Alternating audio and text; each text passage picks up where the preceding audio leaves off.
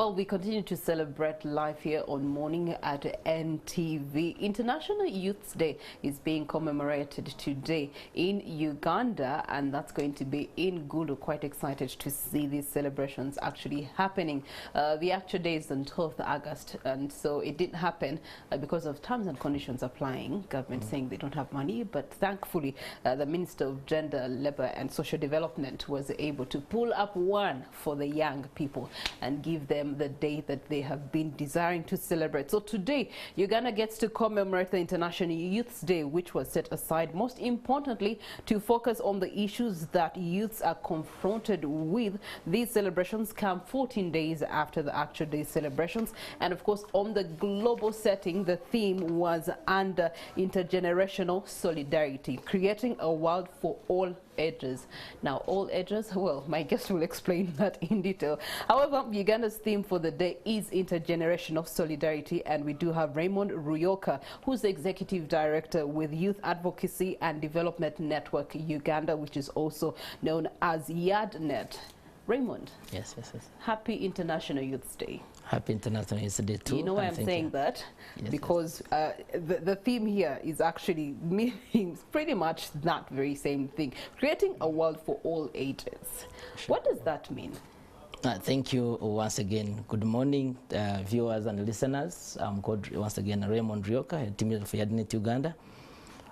Uganda, we are celebrating International Youth Day today. Days after the global process. So you talk about international dialogue, solidarity, and the ages we're talking about here. The ages is diverse, looking at categories both with children, the adults, the elderly. That is the focus for international solidarity. There must be a niche of bringing together all partners together for development, and therefore it must be cross-cutting and must be inclusive in nature.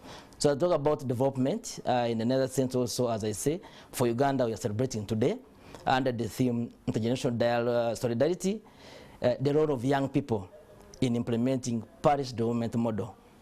This is a new cake in Uganda, that a PDM is the focus, and the government prioritizes this as part of the ages and avenue of solidarity, and ensuring that we focus on this big focus of the government to transform the government and the country from a peasant level to money economy. And that's why government, in all avenues of all ages and ensuring solidarity, they focused this theme in relation to the youth, their role in implementing and benefiting from the parish development model. And that's why we are here today in Gulu at Kaunda ground. Thank you. Okay. Raymond, you have been with YADNET. It has existed for 6 years. You've been doing a lot of youth advocacy work. What in those 6 years have you learned interacting with young people, both the cons and the pros? Thank you very much. My initial work was I was a youth leader, and I grew up in that focus to ensure that as I became a teacher, because from the grassroots I am a teacher, so engaging them required that you must be with them. So my more than, not only 6 years, but more than 15 years of work with the youth, I've looked that youth need to be heard.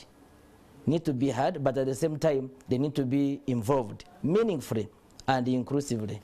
So I think in Let me stop you right there. Meaningfully and inclusively. Please give us a more practical way of you doing that. Yeah, meaningfully is ensuring that they are consulted and they are approached and they are given space. So again, let me pause you right there. When you talk about the role of youth in implementing the parish development model, were they consulted, were they approached, and were they enrolled in the entire process from the beginning? Well, I must tell you that 2 weeks ago, a fortnight ago, we held a regional conference, dialogue in Gulu with support to UNFPA, Nagorno Energy Center and partners, and Forward and partners. And the youth were talking about the same.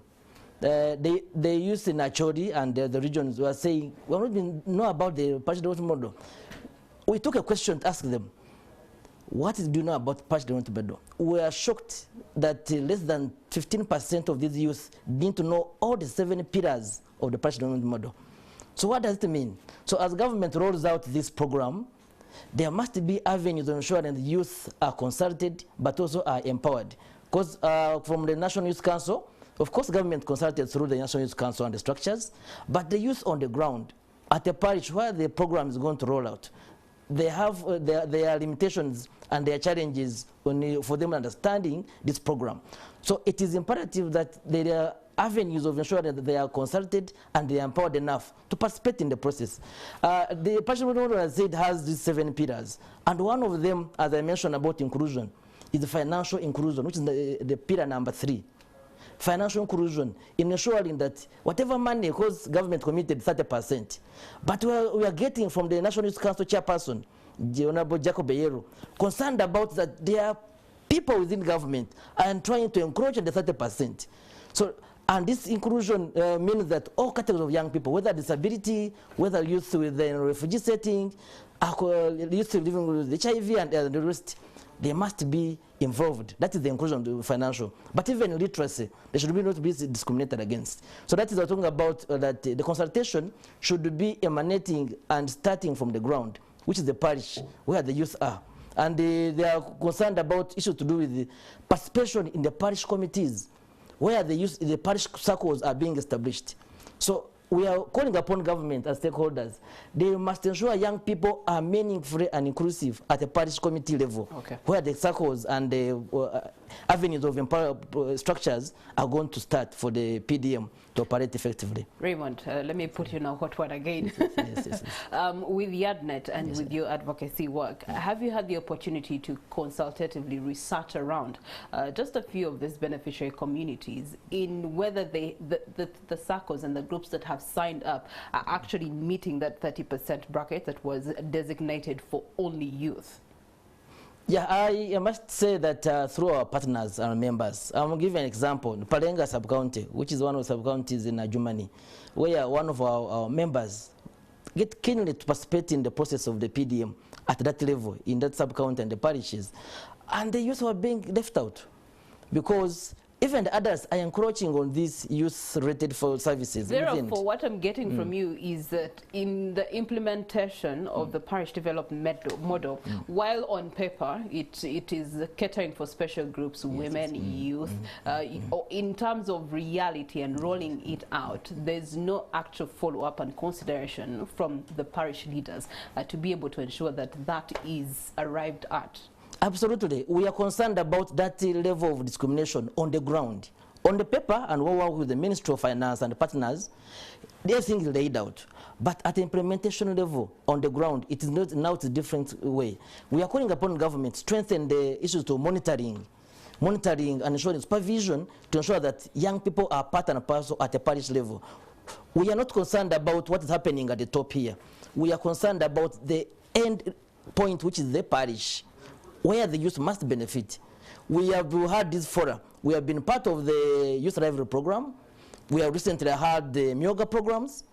But now, how unique is the PDM? How we change the TISA score in relation to ensuring that youth benefit directly at the parish level? We are concerned about the levels of, we know 2 weeks ago, UBOS, which is the Center for Data. UBOS came out and said that, wait a minute, before government rolls this PDM, we have only reached 10% of the data. So if the ED of UBOS is concerned about the each of data, and moreover, pillar number 6 on parish-based management and data information systems being established there, and they are saying only 10% has been done. So as you roll out this program, where are you going to find data to inform programming and assessment and monitoring? So we are calling upon that government, as they roll out this program, let's be vigilant about data, vigilant about involvement of young people with inclusiveness interventions. And yesterday we had a press conference, thanks to Forum for Women Democracy, putting out these issues that there must be avenues of addressing teenage pregnancy and early child marriages. There is a call to action that the inaction, if you don't address teenage and child marriages, like you, 34% child mothers, we have percent, UDH 2016, and 24%, these are teenage pregnancies at the country level, and by now it has increased. And we're having this high maternal and infant rates. It means, and according to World Bank and UNFPA, government annually spends, listen, 645 billion shillings on addressing issues of maternal and child health, issues of child mothers at the health facility there. So we are saying, even for education, they mentioned 56 billion spent on supporting, which is about per capita US dollar, about $640 US annual spending on a child mother. So can we address issues to do with teenage pregnancies? Can we ensure that that money we're going to spend there, empower girls and young women with information and services, operationalize the youth-friendly services, and all these are done. So we are concerned that we, people who are in advocacy, specifically in the health sector, unless the health sector is got up there, it will be a hindrance for the girls to access and they may benefit from the past development model, because much of resources will be channeled towards addressing the concerns of teenage pregnancies, maternal mortality, infant mortality, addressing disease, which funds could have scaled out in ensuring that we strengthen these programs. And the programs are there, policies are there.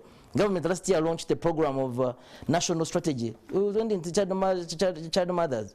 But we are concerned about the level of implementation. So why then has government chosen to go the direction of the role of young people in implementing the PDM versus the issues that are a reality, a daily and are growing in the country and affecting youth who make up the biggest percentage of our population? We commend government for focusing on young people, because Uganda is 78% population, the young generation, 78%. And government committing the PDM as a lot of young people in this. This is a huge population which must be participating in the program. So government is looking at leveraging on the young population, which Uganda is number 3 in the world, ensuring that this young population is improved and what they call achieving the demographic dividend, that young people can be empowered to be economically empowered.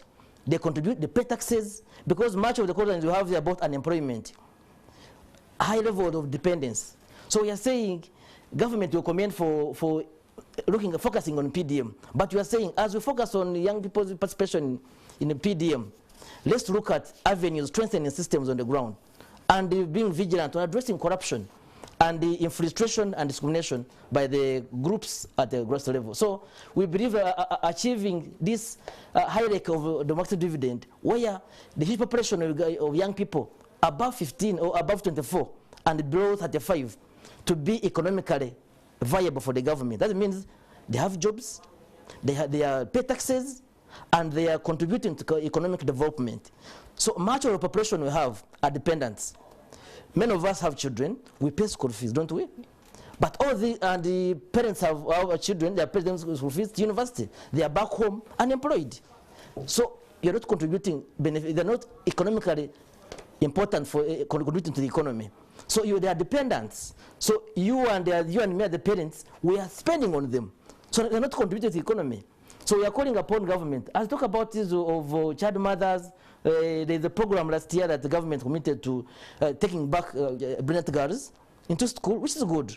But can you improve and scale up skill development, establishing centers of skill development, capacity building, giving them skills that will again help them establish jobs, not to become looking for job seekers, but job creators. Perhaps government has had that cry, and you do have, through the Ministry of Education and Sports, consideration of changing the curriculum to do to have inclusion of skilling, so that a person comes out when they're an all-round young adult to be then able to positively impact the development, social, political, and economics of this country. Isn't that a move in the right direction? I agree with you. It's a move in the right direction. We are concerned about the applicability of that move. Government is allocating these policies, putting these policies together, but they're not being implemented on the ground. For us as government partners, as non-state actors who are monitoring what is happening and supporting government in the programs, and with the Minister of Gender, Minister of Health, who are working on the programming and education, we are concerned about policies not being implemented. I mentioned earlier on that the government launched the national strategy ending child marriage. But it's still a Minister of Gender program, not being rolled on the ground. So as we implement PDM, when these young people, these child mothers, are not getting anything viable and not to build skills to be resilient to the shocks of COVID-19. Because COVID-19 has seen as high teenage pregnancies and gender-based violence. So how will you transform that child mother from being a peasant to contribute to the economy and achieving the demographic dividend I'm talking about? Because all of us must ensure that we must contribute to the economy. That's why having huge population of Uganda being independent, it is a cost to the government, because they will be trying to ensure that they address it. Which resources should have been put, as I mentioned earlier on, 645 billion being spent on health sector. And I said $640 US spent on the child mother. Annually, these funds should be strengthening structures, data management on the ground of parish, establishing teenage mothers empowerment centers. We thank the skilling program of government, DIT. They are doing well, but they're not being felt on the ground. On the ground. And the skills they are giving, they're not giving startup. We went to one of Winyoro in Hoima. We found the young people who have been empowered. But they say, yes, they trained us, but you have no resources to turn back. So you have given them skills, you have given them startup equipment to use. And this is called for the partners, come and support the government to show that as you skill the young people, the girls and young women who are child mothers, for them to come out from the peasant life to contribute to the economy. Also equip them with service resources for them to have a business survive. Okay. And this challenges all of us that we must come out to address concerns of teenage pregnancy and child marriage for effectively and mindset change, because that's the pillar number 5, mindset change of the PDM. Mindset change is very paramount. So as we need to create awareness on mindset change and build the capacity of these young people, and empowering that these young people are... Through the lenses of civil society, how do we then get to bridge the gap for government's good policies that they have made and actualization of implementation? Yeah, thank you very much. I think as civil society, we are doing much of silo business. We are operating in silos. So I say we call upon, as partners, that government, we need to work, sectors, to work with government, to support each other, because we are all players in this game. So, but as we operate in silos, it is going to impede effective and equitable self-delivery. So we call upon civil society and the partners to work with government, to support them, because the systems government cannot reach on the ground. So we as civil society and working with the Forum for Women Democracy and partners, we need to empower these women and the adolescent girls and work with government to strengthen the systems on the ground. Thank you so much, Raymond. Your parting shots and tell us more about the celebrations and your message to the young person watching Morning at NTV. Yeah, thank you very much. We as players, as people who work in the civil society, we wish to wish young people happy celebrations. These celebrations are very key because they are bringing a big and important element of program which government is prioritizing young people. So we call upon young people to participate in the programming. Participation model is here. It must benefit all the young people and being inclusive.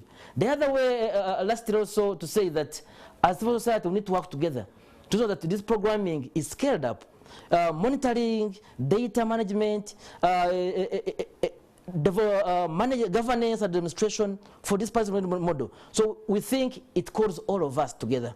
And we believe that this young girl who is pregnant, who by mistake got a problem. And the young man who becomes a father. Yes, they have a role to play to support these young women to thrive and benefit from past development model. Thank you very much, and thanks to Forward for this platform. Thank you. And that has been Raymond Ruyoka, who's the Executive Director with YADNET. And I'll just add to his voice and say that, yeah, government has considered the young person. Now, the young person must include themselves. And that means you have to take yourself out of the seat and actually go and participate actively in these programs that are available. Now, we're going to be taking a short break where when we return, we do have Stephen Mbide on ground.